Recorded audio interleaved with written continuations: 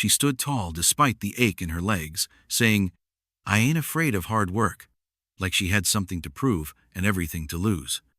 But when the rancher noticed her limp and handed her the job anyway, it made folks wonder what kind of man sees strength in someone the world calls broken. The dust cloud appears on the horizon just after noon, growing larger until it resolves into a lone figure walking toward the Rourke ranch. Bowen Rourke sets down his hammer and squints against the Colorado sun, watching as the stranger approaches his property with determined steps. She's young, maybe 25, with sun-weathered skin and clothes that have seen better days.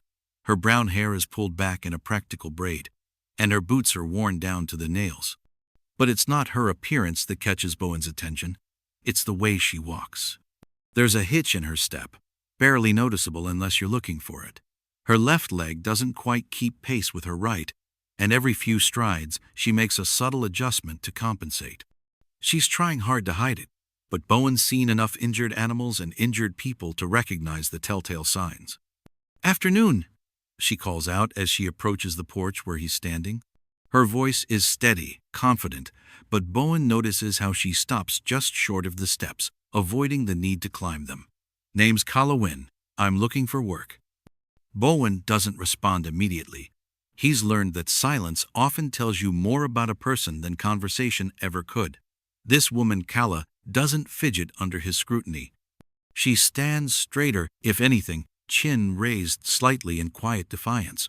"What kind of work?" he finally asks, his voice rough from years of shouting orders across wide pastures. "Any kind," she replies without hesitation. "I can handle horses, mend fences, help with cattle. I ain't afraid of hard work, and I don't quit when things get difficult." There's something in the way she says it that suggests she's not just talking about ranch work. Bowen steps down from the porch, noting how her eyes track his movement without her head turning. She's alert, cautious, the behavior of someone who's learned to watch for danger. "You got experience?" he asks. "Some. Worked spreads down in New Mexico before heading north." She pauses, then adds, "I don't cause trouble, don't drink, and I keep to myself. All I'm asking for is honest work for honest pay." Bowen considers this. The Rourke Ranch isn't huge, but it's more than one man can handle alone, especially during calving season. He's been putting off hiring help, partly because good hands are hard to find, and partly because he prefers his solitude. But there's something about this woman that intrigues him. "Bunkhouse is empty," he says finally. "Meals are at dawn, noon, and sunset. Work starts before sunrise. Pay is $30 a month plus board." He fixes her with a stern look. "And I don't expect special treatment for anyone, regardless of circumstances." Kala's jaw tightens almost imperceptibly. She knows he's noticed her limp, but she doesn't acknowledge it. "Wouldn't want it," she says simply. Bowen nods toward the small building behind the main house. "Get settled. We start tomorrow." As she walks away, Bowen watches that careful, compensating gait and wonders what brought a woman with secrets to his remote corner of Colorado. In his experience, people who worked that hard to hide their pain usually had good reason. If you've ever hidden your pain just to keep going, you'll want to see what Kala's hiding next. Kala is up before the rooster crows, moving through the pre-dawn darkness with practiced efficiency. Bowen finds her in the barn at first light, already halfway through mucking the stalls, working with a rhythm that speaks of long experience. She shed her travel coat, revealing arms that are lean but strong. Her movements are economical, no wasted motion, but Bowen notices how she favors her right side when lifting the heavier forkfuls of soiled hay. When she thinks no one's watching, she allows herself a brief pause, hand pressed against her left thigh. "Morning," Bowen grunts, hanging his hat on a nail by the door. "Morning, Mr. Rourke." She doesn't stop working, doesn't look for approval or acknowledgement, just keeps at her task with quiet determination. By the time the sun crests the eastern mountains, she's finished the stalls and moved on to splitting fence rails behind the barn. Bowen had planned to tackle that job himself after breakfast, but here she is, wielding the splitting maul with surprising skill. The rhythmic crack of wood echoes across the ranch as Kala drives the wedge through each log. Her technique is good. She lets the weight of the tool do most of the work, rather than relying on brute strength. But after 20 minutes, Bowen sees her stumble slightly as she brings the maul down, her left leg giving out for just an instant. She recovers quickly, glancing around to see if anyone noticed. When she spots Bowen watching from the corral, her shoulders tense, and she attacks the next log with renewed vigor. "Easy there," Bowen calls out. "Those rails ain't going anywhere." Kala pauses, wiping sweat from her forehead with the back of her sleeve. "Just trying to earn my keep." "You've done that already. Come get some coffee." She hesitates, clearly wanting to refuse, but something in his tone suggests it's not really a request. She sets down the maul and follows him to the house, her limp more pronounced now that she's tired. Over coffee and biscuits, Bowen watches Kaya eat with the careful efficiency of someone who's known real hunger. She takes small bites, makes each piece last, and cleans her plate without leaving so much as a crumb. "You worked ranches long?" he asks. "Few years," she replies, not meeting his eyes. "Started young." "Family business?" Her hand tightens around her coffee cup. "Something like that." Bowen recognizes the walls going up and doesn't push. He's got his own secrets, his own reasons for choosing isolation over company. But as he watches Kala struggle to stand without showing discomfort, he's reminded of his own recovery after Fredericksburg, the pride that kept him from accepting help, the determination to prove he wasn't broken even when every step was agony. After she leaves to return to work, Bowen finds himself thinking about that subtle hitch in her gait, the way she holds herself when she thinks no one's looking. He's known plenty of cowboys who'd been thrown from horses, gored by bulls, or kicked by ornery steers. But Kala's injury strikes him as something different, older, deeper, the kind of wound that changes a person from the inside out. That evening, as he watches her walk slowly back to the bunkhouse, he makes a mental note to keep extra liniment in the medicine cabinet. Something tells him she'll need it, even if she's too proud to ask. 3 days into Kala's employment, Bowen decides to tackle the cluttered tack shed, a job he's been putting off for months. He's surprised to find Kala already there, organizing bridles and checking leather for cracks that need mending. "Figured this could use some attention," she says without looking up from a broken rein she's examining. "Some of this tack's in rough shape." Bowen nods approvingly. Initiative is a rare quality in hired hands, and he's beginning to appreciate Kala's quiet competence. She's not one for unnecessary conversation, but she has an eye for detail and takes pride in her work. They work in comfortable silence for an hour, sorting through years of accumulated gear. Kala moves efficiently around the small space, but when she reaches for a high shelf, her saddlebag, which she'd set on a nearby sawhorse, tips over and spills its contents across the dirt floor. "Damn," she mutters, immediately dropping to her knees to gather her scattered belongings. Bowen instinctively moves to help, but stops short when he sees what's fallen from the worn leather bag. Among the practical items, spare socks, a bar of soap, a small sewing kit, lie 2 objects that tell a very different story than the one Kala has shared. The first is a military service medal, tarnished with age but carefully preserved in a small wooden box. The second is a letter, folded and refolded so many times the creases have worn thin. Even from his position across the shed, Bowen can see dark stains on the yellowed paper that look suspiciously like dried blood. Kala's movements become frantic as she stuffs everything back into the bag, but not before Bowen catches a glimpse of the letter's heading: Department of the Army. Medal of Valor Citation. She stands quickly, too quickly, and has to grab the sawhorse for support as her left leg nearly buckles. For a moment, her careful mask slips, and Bowen sees raw pain flash across her face. Not just physical pain, but something deeper, more complicated. "I should get back to the horses," she says, her voice tight with embarrassment and something that might be fear. Bowen wants to say something, to acknowledge what he's seen without making her feel exposed or vulnerable. But Kala is already limping toward the door, clutching her saddlebag like it contains her deepest secrets, which, he realizes, it probably does. That evening, after Kala has retreated to the bunkhouse, Bowen finds himself standing outside the door with a small bottle of liniment and a roll of clean bandages. He's not sure what impulse drives him to leave them on her doorstep, maybe recognition of shared pain, maybe simple human kindness. He sets the items down carefully, along with a tin cup of the strong coffee she seems to favor, then walks away, without knocking.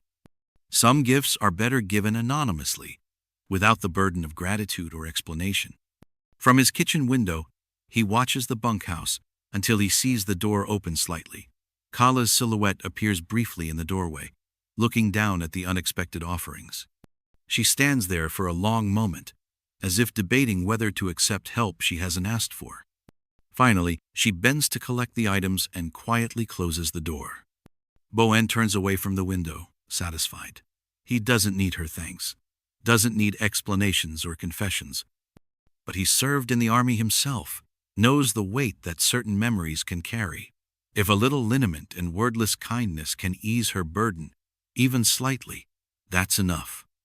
Tomorrow, they'll both pretend this exchange never happened. But tonight, maybe Kala will sleep a little easier, knowing she's not entirely alone with whatever demons drove her to his remote ranch. The morning brings an unexpected cold snap, the kind of late spring weather that reminds ranchers why they always keep winter gear handy.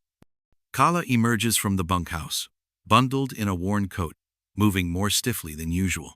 The damp air has clearly aggravated whatever old injury she carries, but she heads straight for the feed shed without complaint. Bowen watches from the kitchen window as she struggles with the 50-pound feed sacks, trying to hoist them one-handed while using her right leg to compensate for her left. It's painful to watch not just her physical discomfort, but her stubborn refusal to acknowledge her limitations. On her third attempt to lift a particularly heavy sack, her left leg gives out completely. She goes down hard, one knee hitting the packed dirt, the feed sack tumbling beside her. For a moment, she just stays there, head bowed, shoulders shaking with what might be pain or frustration or both. Bowen is moving before he realizes it, crossing the yard in long strides. He expects her to scramble to her feet, to brush off his help with that fierce pride he's come to recognize. Instead, she looks up at him with eyes that are bright with unshed tears, and exhaustion so deep it seems to go right through to her bones. "Let me," he says simply, bending to lift the fallen sack.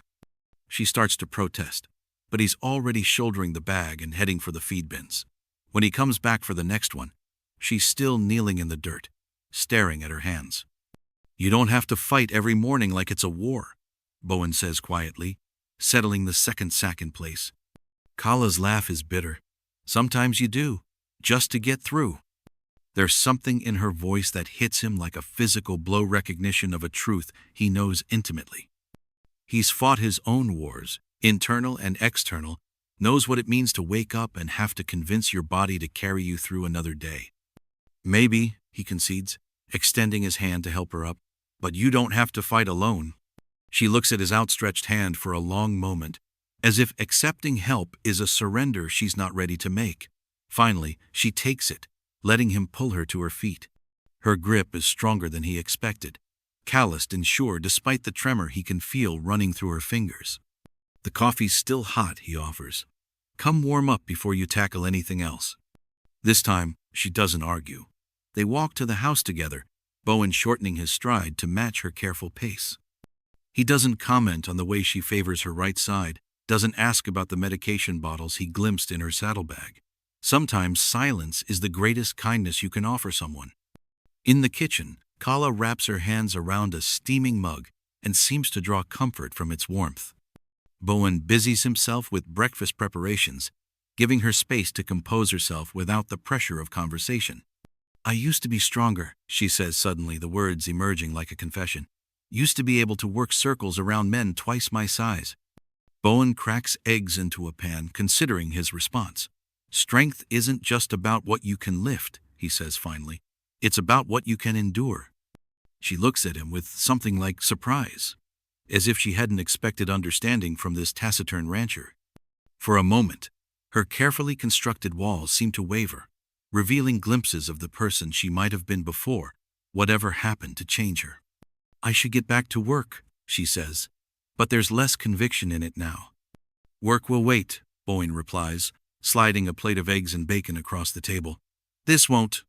For the first time since she arrived, Kala allows herself to simply be cared for, to accept kindness without feeling obligated to earn it. It's a small victory, but Bowen senses it might be an important one. After a week of watching Kala push herself to exhaustion every day, Bowen decides it's time for a different approach. Over breakfast, he makes a casual suggestion that catches her off guard. "Need to check the south pasture today," he says. "Could use someone along who knows cattle." Kala pauses with her coffee cup halfway to her lips. "I can handle things here if you need to ride out." "Wasn't asking you to stay behind."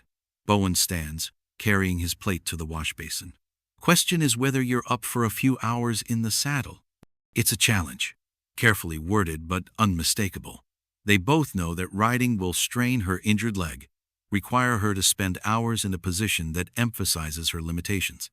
But it's also an invitation the first time he's asked her to be more than just hired help. "I can ride," she says, though he catches the flicker of uncertainty in her voice. 20 minutes later, they're saddling horses in the barn. Bowen gives her the gentlest mare in his string, a steady bay named Clara. He pretends not to notice how Kala takes extra time adjusting her stirrups. The ride to the south pasture takes them through some of the most beautiful country in Colorado, rolling hills dotted with aspen groves, crystal streams cutting through meadows thick with wildflowers. For the first hour, they ride in comfortable silence. Kaya sits her horse well despite her injury, and Bowen finds himself appreciating her natural seat and quiet hands. It's only when they stop to water the horses at a creek that Kala's composure begins to crack. Dismounting is clearly painful, and she has to lean against Clara's shoulder for a moment before her legs will support her weight. "Pretty country," Bowen observes, giving her time to recover. "Beautiful," she agrees, lowering herself carefully to sit on a fallen log by the water's edge.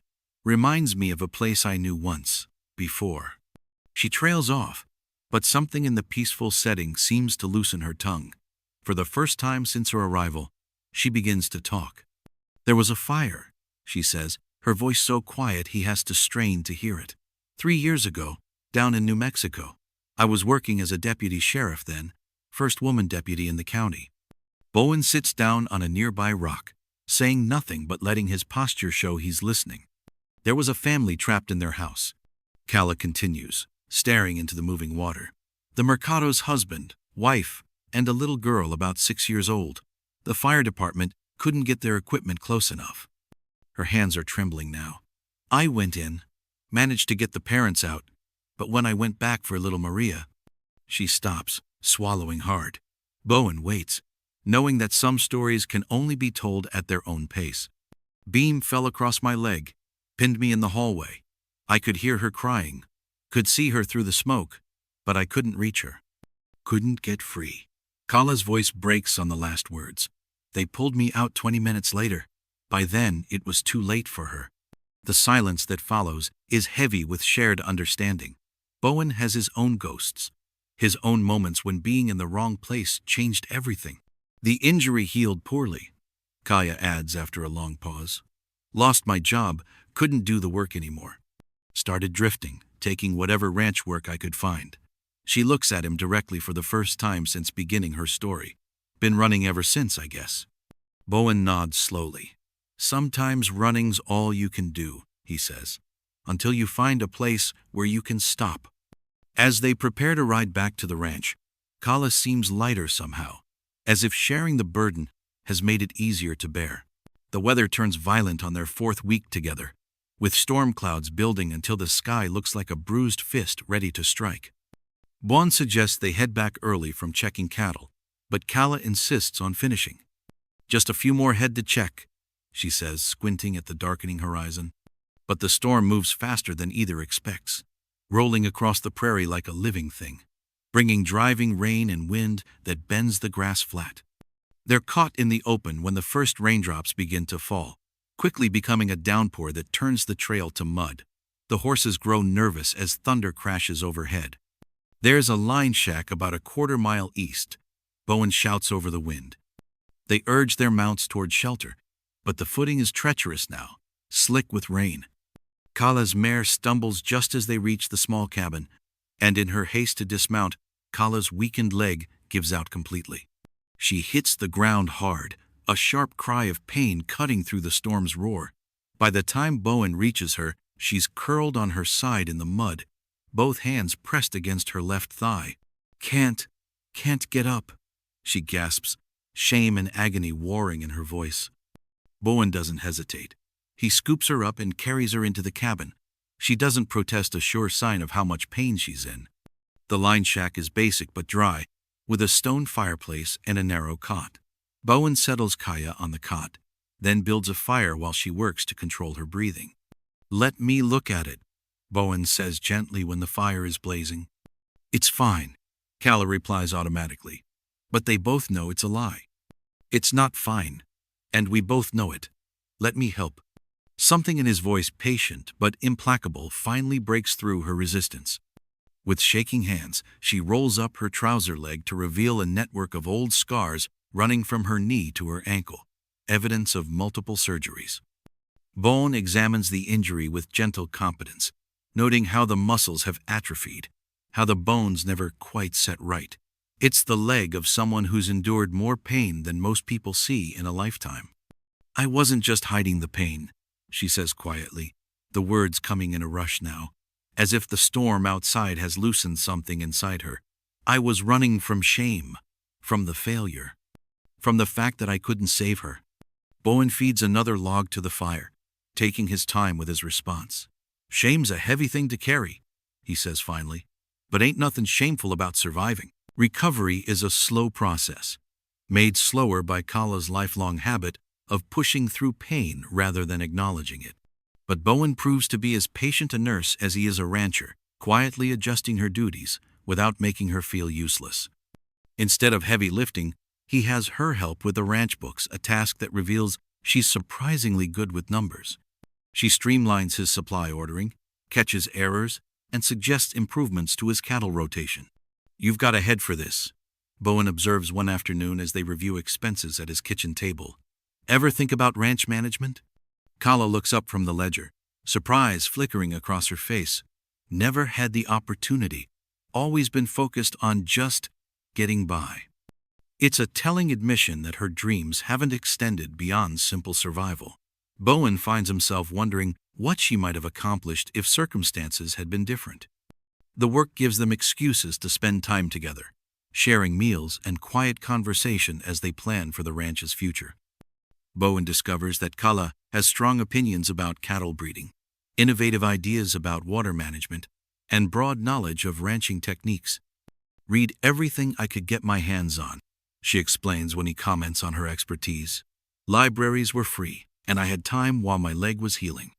Their evening routine becomes comfortable, almost domestic. Kala proves to be a better cook than Bowen, and she takes over meal preparation with quiet competence. He handles cleanup while she reviews entries. It's during one of these peaceful evenings that Bowen finds himself really looking at her not as hired help, but as a person he's grown to respect and care about. The lines of pain have softened. "You're different than when you arrived," he observes, pouring them both coffee. "How so?" "Less brittle, like you were holding yourself together with pure will, and now you don't have to." Kala considers this, running her finger around her coffee cup. "Maybe that's what happens when you stop running long enough to catch your breath." Planning to keep running? The question comes out more seriously than he intended, and they both feel the weight of it. Kala looks at him with those clear eyes, and he realizes he's holding his breath. "Depends," she says finally, "on whether there's a reason to stay." Before he can ask what she means, the moment is interrupted by approaching horses. Through the window, they can see riders coming up the road, more than one, moving fast. The man on Bowen's porch is clearly Kala's brother, same dark hair and stubborn jaw. Where Kala's wariness comes from experience, his seems born of guilt. "Hello, Cal," he says softly. "You're looking good." "Marcus." Kala's tone could freeze water. "What are you doing here?" "I've been looking for you for 3 years. Ever since the fire. I followed every lead until I found you." "Why?" The word is sharp as a blade. "Because I owe you an explanation. Because I've been carrying this guilt so long it's eating me alive." Kala's expression doesn't change, but Bowen sees her hands clench. "I know what happened. I was there.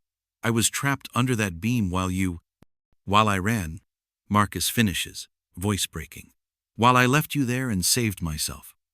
Bowen understands the scope of Kaya's trauma, not just the injury, but being abandoned. You were supposed to be my partner, Kala says, voice deadly quiet. We went into that house together. When the beam fell, you looked at me and ran. Marcus flinches. The whole place was coming down. I thought if I went for help. You thought about saving yourself. Kala cuts him off.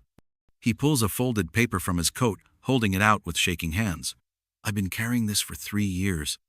When Kala takes it, her face goes white. What is this? She whispers.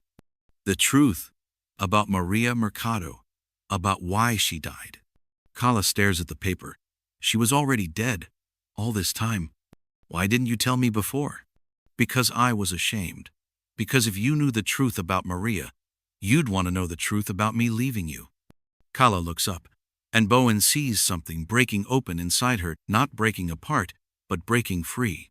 So you let me carry the guilt for her death, while you carried guilt for abandoning me. We both suffered because you were cowardly. Marcus nods miserably. I don't deserve forgiveness. But I needed you to know Maria's death wasn't your fault. Forgiveness isn't something you ask for, Kala says, voice steadier now. It's something you earn.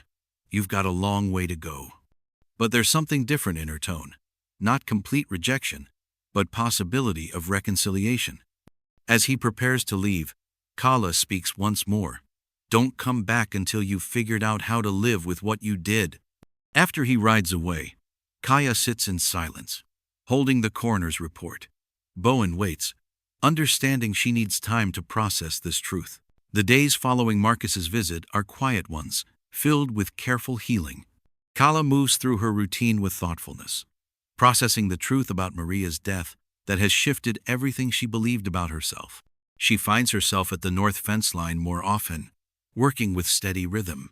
When Bowen joins her there one morning with coffee, there's something different about her movements, more fluid, purposeful. Sleep better last night? Bowen asks, settling on a nearby stump. Some. She drives another post home with 3 clean strikes. Keep thinking about what Marcus said, about Maria being gone before I even tried to save her. For 3 years, I've been carrying the weight of her death. Kala continues, telling myself I failed her, that if I'd been stronger or faster, she'd still be alive. But she was already gone. She pauses, looking out over the pasture. All this time, I've been running from something that was never my fault. And now? Kala sets down the hammer and faces him. For the first time since he's known her, there's no shadow of self-doubt in her expression. Now I'm wondering what other truths I've been too afraid to face because I was so focused on punishing myself. I came here asking for a job, she says, voice steady. But I think what I really needed was a place to remember who I was before the fire changed everything. And who was that? Someone who believed she could make a difference. Someone who saw problems and tried to solve them instead of running away. She gestures toward the ranch. This place could be something special, Bowen, but it's too much for one person to handle alone. Are you offering to stay? I'm offering to be a partner, if you'll have me. Not just hired help, but someone with a real stake in making this place succeed. The proposal hangs between them, fragile and full of possibility. You know I don't have much to offer, he says carefully. This ranch is profitable, but it won't make anyone rich, and I'm not easy to live with after all these years alone. Kala's smile is the first completely genuine one he's seen. I'm not looking for easy, Bowen. Easy doesn't build anything worth having. And as for being alone too long, well, so have I. As they work side by side that morning, hammering posts and mending fence, both understand they're building more than barriers for cattle. They're constructing a foundation for a future neither dared imagine alone. She returns to her work, driving posts with renewed energy. And Bowen finds himself imagining what the ranch could become with 2 people committed to its success. He pictures expanded herds, improved pastures, maybe even hiring additional hands as the operation grows. But more than that, he pictures shared meals and quiet conversations, someone to weather the storms with, both literal and metaphorical. He pictures partnership in the truest sense, 2 people building something together that neither could achieve alone. You've always been her, he says suddenly, repeating words she once spoke to him. You just forgot for a while. Kala pauses in her hammering, looking at him with understanding and something that might be gratitude. So did you. Question is, what are we going to do about it now? It's not a declaration of love. Not yet, they're both too practical and too scarred for grand romantic gestures. But it's something better. A recognition of shared purpose, mutual respect, and the possibility of building a future together based on partnership rather than need. As the sun climbs higher, they work side by side on the fence line, their movements synchronized like dancers who found their rhythm. Neither of them mentions the future again that morning, but it's there in every shared glance, every efficient cooperation, every moment of comfortable silence. For the first time in 3 years, Kala is exactly where she belongs. 2 months pass in a rhythm of shared purpose and growing partnership. The transformation of both the Rourke Ranch and its inhabitants is remarkable. What had been a struggling one-man operation has become a thriving enterprise, with expanded herds, improved facilities, and plans for further growth. But the most profound change is in Kaya herself. The broken woman who arrived with nothing but determination and a hidden limp has become the ranch's true foreman, respected by the seasonal hands they've hired, and trusted by neighbors who initially viewed her with suspicion. She moves with confidence now, her limp no longer something to hide but simply part of who she is. When new hands arrive and notice her gait, she explains her injury matter-of-factly, without shame or defensiveness. When Cedar Ridge organizes its annual harvest dance, the committee specifically requests that both Bowen and Kaya attend as honored guests, recognition of their contributions to the local economy and acknowledgement that they've become an integral part of the community. Kala stands in front of the mirror in her room, no longer the bunkhouse, but a proper bedroom in the main house that she moved into when it became clear their partnership extended beyond simple business arrangements. She's adjusting the blue dress she bought specifically for the occasion, the first new dress she's owned in years. You ready? Bowen calls from the kitchen, and she can hear the unusual nervousness in his voice. When she emerges, Bowen stops to stare. It's not just her beauty that takes his breath away, it's the confidence in her posture, the genuine smile on her face, the way she moves without trying to hide or minimize herself. You clean up pretty well yourself, she says, taking in his pressed shirt and carefully combed hair. The community center is decorated with lanterns and autumn flowers, filled with fiddle music and laughter. As they enter, people approach to greet them, treating them as the established couple they've become, without either of them quite realizing when it happened. They're absorbed into the community seamlessly, no longer the mysterious hermit and his strange hired hand, but Bowen and Kala, the partnership that turned the struggling Rourke Ranch into one of the most successful operations in the county. When the music shifts to a slower tempo, Bowen surprises her by offering his hand. Care to dance? Kala hesitates for just a moment. My leg. Your leg is part of you, Bowen says simply, and I'd like to dance with all of you if you'll let me. It's not a declaration of love, exactly, but something deeper, complete acceptance, partnership in its truest form. Kala takes his hand and lets him lead her onto the makeshift dance floor. They move together with the same synchronization they've developed working on the ranch, Bowen adjusting his steps to accommodate her gait without making her feel like a burden.